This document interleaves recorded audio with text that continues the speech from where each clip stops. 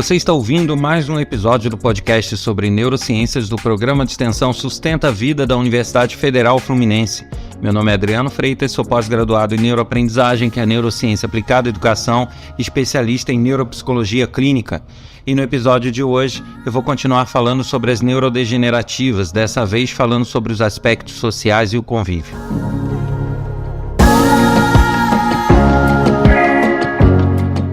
E sempre lembrando que vocês podem sugerir novos temas para o podcast enviando mensagem para podcast@sustenta-vida.com e aqueles temas que forem aproveitados ganharão um presente nosso.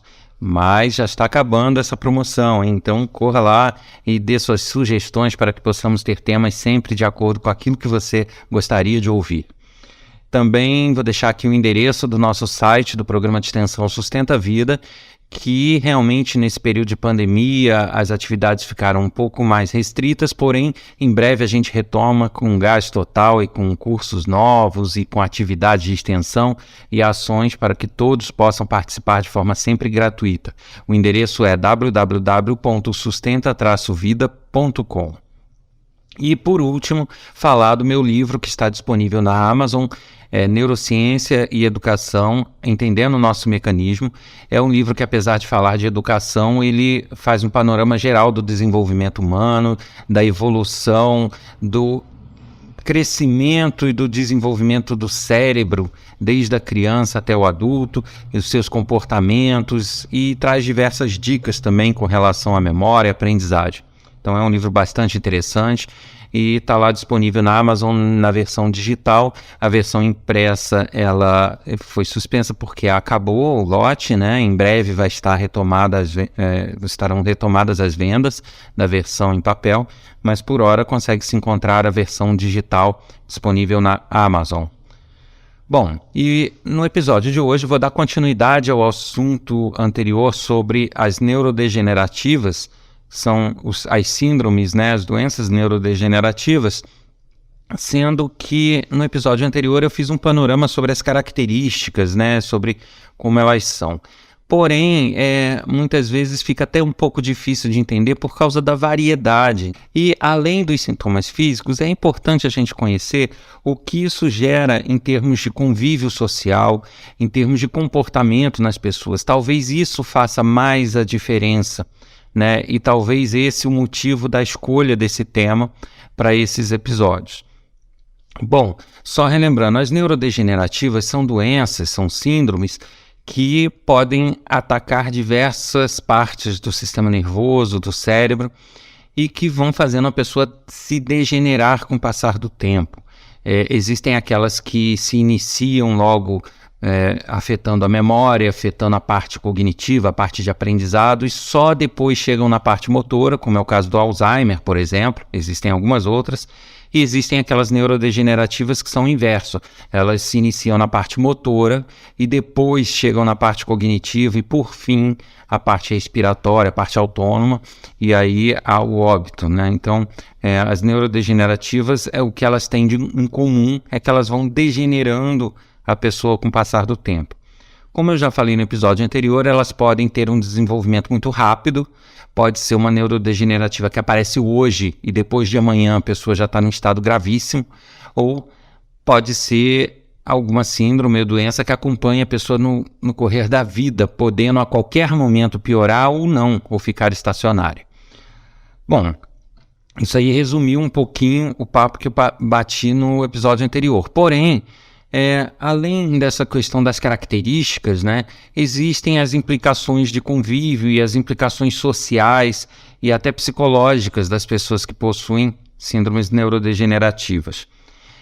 Principalmente pelo seguinte fato: algumas neurodegenerativas elas são identificáveis de forma muito fácil, muito clara, né? Então, a síndrome de Guillain-Barré, por exemplo, ela aparece em questão de 1-2 dias, a pessoa já está numa situação que é complicadíssima. Então, realmente você tem a percepção, a visão de que aquilo realmente é um problema sério e que a pessoa está se acabando na sua frente. Isso é uma característica muito visível de algumas.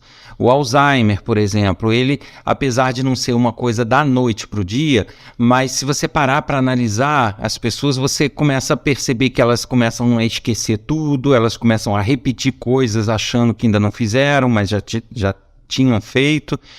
E aí você começa a acender aquele alerta de que pode ser um Alzheimer. Porém, o grande problema no convívio e o grande problema não são necessariamente essas síndromes, né? Eu falo assim, problema de convívio, porque realmente são problemas, mas são síndromes ou transtornos que, quando acontecem de forma rápida, as pessoas identificam, as pessoas ao redor identificam, têm aquela visão e compreendem a situação. Porém, a maioria dos problemas de convívio, os problemas sociais gerados pelas síndromes neurodegenerativas, advêm justamente daquelas pessoas que não têm esse desenvolvimento rápido. São pessoas que começam a desenvolver a síndrome na infância e apresentam mais alguns sintomas na adolescência, outros na fase adulta, e o desenrolar é lento. Ou aquelas que até iniciam na fase adulta, mas também de forma não tão rápida quanto a Guillain-Barré, por exemplo. Isso sim gera problemas sociais e problemas de convívio, porque ela acaba agindo na pessoa, no indivíduo, de uma forma lenta e de uma forma não visível, de uma forma meio que silenciosa. Então, a pessoa tem a noção dos limites que ela passa a ter. Então, a pessoa não consegue mais pentear o cabelo direito, a pessoa não consegue mais vestir tranquilamente uma blusa de manga comprida que não tenha botão, a pessoa não consegue pintar um teto, consegue pintar uma parede, mas não um teto, porque tem que levantar a mão. Então, a pessoa começa a ter certos limites físicos que não são aparentes, como na Guillain-Barré, por exemplo. Então, as pessoas que cercam essa pessoa acometida, né, as pessoas do convívio dela, muitas vezes não conseguem associar isso a uma síndrome neurodegenerativa e acaba tendo a pessoa como sendo uma pessoa que tem excesso de preguiça, ou que não quer fazer, ou que não tem preparo físico para isso, quando na verdade a pessoa sabe que ela não consegue, é um limite. O seu limite chegou naquele ponto e cada vez ele vai diminuindo. E este é o drama maior que se relata em todos os estudos das pessoas que possuem neurodegenerativas. Uma pequena parte conta com uma compreensão de fato das pessoas com que convive. E isso é que gera os problemas de convívio, né? Você tem esses limites que eles vão se agravando de forma lenta, mas de forma não muito aparente. Então, quando esses limites chegam num estágio de estarem visíveis às outras pessoas, que as outras pessoas falam, não, peraí, ele realmente está com problema, olha só a musculatura dele, sumiu. Quando chega nesse nível, já é praticamente uma fase terminal, já é uma fase onde a pessoa não tem mais o que fazer, não tem mais como conter, e aí realmente acaba sendo identificado visualmente pelas outras pessoas. Agora, no correr do desenvolvimento da síndrome, este é o principal problema social que se gera, né? O fato da pessoa ganhar famas que ela não tem, que são limites. Né? E eu falo da questão de força física, né? De movimento de braço, de movimento físico, mas não é só isso. As neurodegenerativas, elas afetam outras áreas e outras situações, né? Por exemplo, é muito comum você ter pessoas com transtornos neurodegenerativos e que vivem trombando com o portal da porta, que vivem dando topadas, que vivem batendo com o pé ou com a perna em determinados locais, tá? Não é porque a pessoa é desajeitada, a pessoa está ficando desajeitada por conta da síndrome, da falta de coordenação e da falta de percepção visoespacial do cérebro, que ele vai perdendo. A degeneração causa isso. Tanto que um dos testes que é feito para identificação global dos sintomas é justamente esse, é ver se a pessoa passa por portas sem trombar ou sem raspar no portal, se a pessoa mantém o equilíbrio, se a pessoa consegue andar em linha reta, com os pés um na frente do outro. São avaliações que o neurologista geralmente faz para ter essa percepção visoespacial, para ver como anda isso, né? Existem alguns exames também, que são campimetria, que é o exame que verifica a visão de campo, a visão periférica, e todo esse conjunto faz parte da degeneração do sistema nervoso. Então, você tem pessoas que muitas vezes passam a ter a fama de estabanado ou desajeitado, assim como a fama de preguiçoso, ou de que não quer fazer tal coisa, ou de que não gosta, quando na verdade são limites, ele não tem como fazer. Por mais que ele queira, ele nunca vai conseguir fazer da forma que as outras pessoas fazem. Então, isso é o que gera os problemas de convívio e os problemas sociais. E isso até certo ponto é levado pelas pessoas como dá, mas para algumas pessoas isso vira um problema sério, porque as pessoas elas passam a não comentar sobre o que elas têm, passam a não falar sobre os limites que ela tem, passam a não expor mais que aquilo ela não consegue, porque não adianta. Então ela acaba não expondo isso, tendo que lidar muitas vezes com uma cobrança que ela não é capaz de cumprir, e isso acaba gerando diversos transtornos e desconfortos, e em alguns casos até problemas psicológicos, justamente porque a pessoa fica num beco sem saída. Ela ao mesmo tempo que não pode expor, porque ela acaba sendo ridicularizada ou desacreditada, ao mesmo tempo ela não consegue fazer, nem disfarçar o fato, e dependendo do grau de gravidade, isso vai piorando. Então, isso realmente é um problema de convívio. Nas crianças e na adolescência, isso ainda, em alguns momentos, ainda fica pior, porque tem a questão escolar, né? Então, você tem crianças que, por exemplo, elas não conseguem acompanhar o ritmo, por exemplo, de educação física de outros alunos. Então, tem alunos que, para correr daqui a ali numa brincadeira, é muito fácil, é muito tranquilo. Mas para algumas crianças isso é um tormento, isso é um drama. Ela pode até conseguir, mas o nível de esforço dela é muito mais absurdo do que o de outra. Assim como muitas vezes ela nem consegue mesmo. E aí entra a questão de estrutura educacional, né, para lidar com essas pessoas. Então, até que ponto os educadores, os professores de educação física têm um olhar clínico de saber, não, pera lá, tá havendo alguma coisa aí. Os pais, de repente, nem sabem, mas eu tenho que encaminhar para uma avaliação física, uma avaliação neurológica. Até que ponto se tem isso no nosso país? Muitas vezes não tem.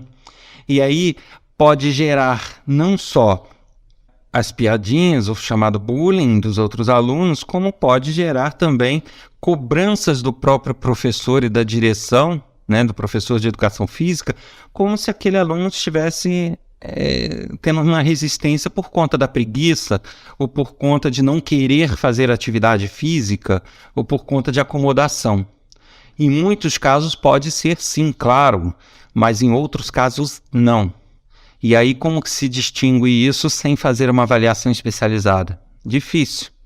E aí você cria problemas de convívio onde essa criança ela tende a ser mais fechada, tende a se isolar mais, justamente porque ela não consegue lidar com isso bem, né? Ela ouve o tempo todo que ela é preguiçosa, que ela não quer fazer, que ela não é capaz, quando na verdade é uma impossibilidade. É uma impossibilidade mesmo. Nos casos em que isso ocorre, isso é muito danoso, né? Quando esse tipo de situação ocorre desde a infância. Então, por isso, deve-se ter uma atenção muito grande em crianças e adolescentes que começam a apresentar estes tipos de comportamento. Elas não conseguem acompanhar a média de idade no que se refere a atividades físicas, e além delas não conseguirem, existe geralmente um fator comportamental.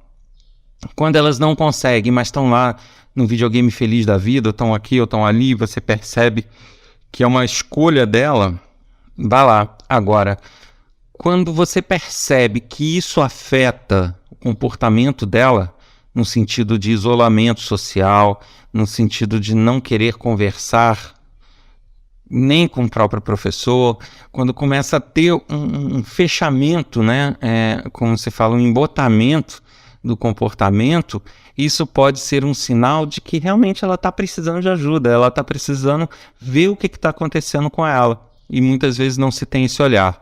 Muitas vezes se identificam essas síndromes neurodegenerativas num estágio onde lidar com esses sentimentos e expor isso para um profissional de saúde é mais fácil do que na infância ou na adolescência. Então, por isso, muitas vezes, uma identificação mais tardia. É óbvio que algumas têm início de forma tardia, né? Na infância não se percebe, mas outras se percebem sim, só que não são identificadas porque se ventila tudo menos esse tipo de transtorno, justamente porque não é feito uma checagem global, é feita uma checagem de hormônios, é feita uma checagem de vitaminas, mas não é feito um exame neurológico, não é feito nada muito especializado para descartar, né? Se não tiver, ótimo que não tem.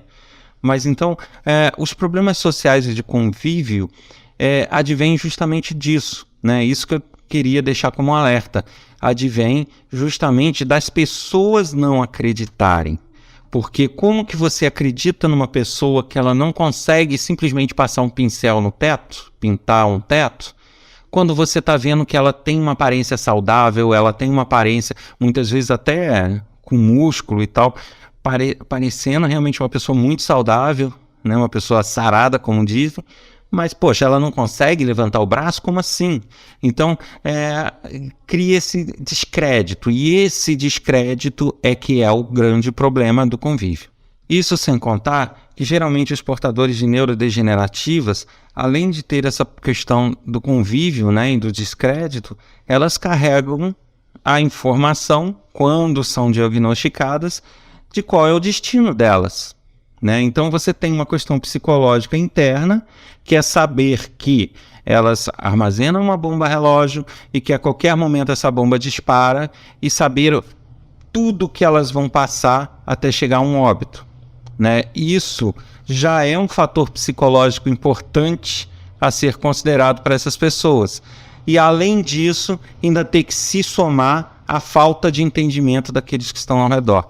Então, esses são os aspectos sociais e comportamentais mais relevantes no tocante a essas síndromes. Então, você tem aqueles que simplesmente têm que lidar com isso internamente, com essa informação, e, além disso, lidar com um convívio social onde não há uma compreensão dos limites que essa pessoa tem, justamente por não ser algo aparente.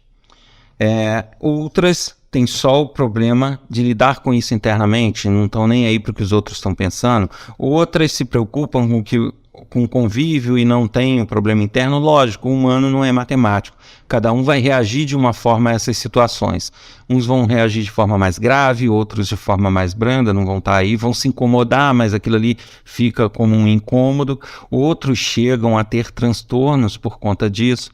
Então é importante que se tenha atenção às crianças e os adolescentes quanto ao comportamento, para checar essas possibilidades também junto aos médicos.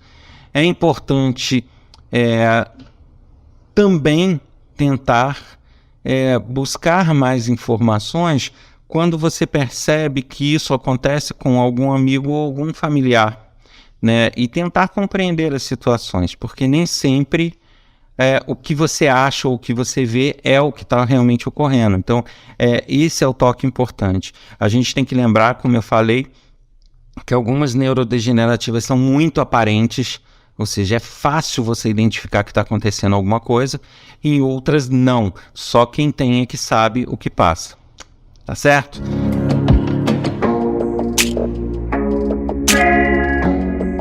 Você ouviu mais um episódio do podcast sobre neurociências do programa de extensão Sustenta a Vida da Universidade Federal Fluminense. Meu nome é Adriano Freitas, sou pós-graduado em neuroaprendizagem, que é a neurociência aplicada à educação, especialista em neuropsicologia clínica. Para mais informações sobre o nosso projeto de extensão, acesse www.sustenta-vida.com. Para escrever com dúvidas, questionamentos, sugestões para esse podcast, né? Sugerir temas, tirar dúvidas, fazer comentários, basta escrever para podcast@sustenta-vida.com, colocando no assunto e o meu nome, o do podcast, para que seja direcionado corretamente. Um abraço a todos e até o próximo episódio.